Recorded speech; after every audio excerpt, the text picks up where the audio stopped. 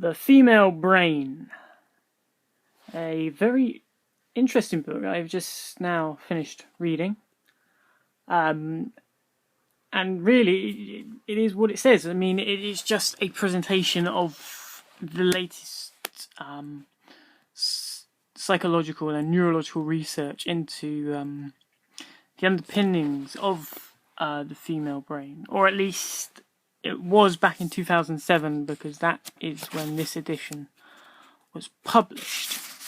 However, on the whole, it's still largely relevant to the latest findings in said neurological and psychological fields, and it's a pretty sound exploration of the female brain, and it's a good book to read not only if you are a female but also if you're a male, because there are some quite fundamental differences between the male and female brain, which I'm sure many people already understand, but they don't fully understand it because they don't bother to educate themselves about it. And I think it is something you should educate yourselves about, because ultimately, once you know this stuff, you will ultimately have better relations with people and with partners, etc., etc., etc.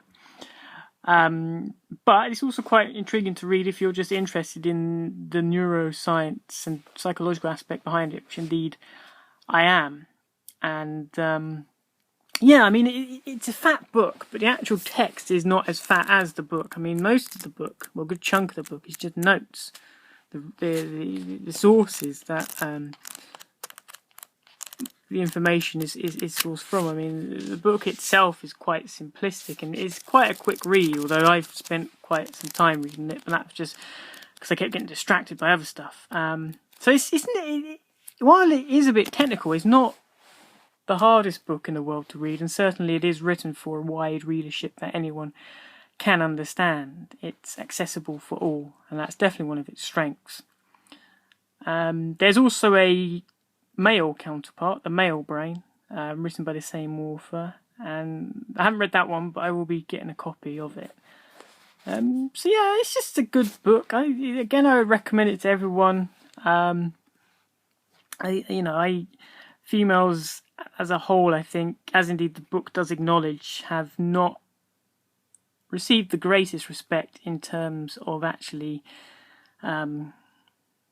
being researched, although that term kind of makes them sound like lab rats. But what I'm saying is, in the sense that the female mentality has always been put under the male mentality, i.e. that females are not too dissimilar to males, so we shouldn't really spend too much time researching females, their mindsets, how their brains work. And now, of course, now that these fields have started to open up and this research has started to be done, we now know that the female brain, female personality, the female mindset is very different to the male counterpart.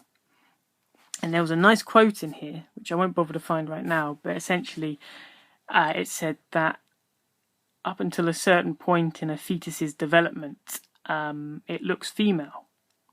And ultimately, female is nature's default gender setting, which absolutely blew my mind. And that really does turn everything on its head, because all of a sudden, males don't seem so primary as they used to. And I think that is just so.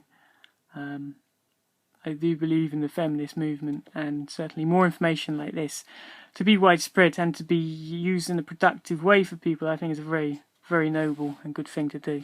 So I highly recommend this book. Cheap, you'll pick it up cheap. There'll probably be an updated version come out soon, but this one's still sound. Very enlightening, very enlightening. It will benefit you and the people around you.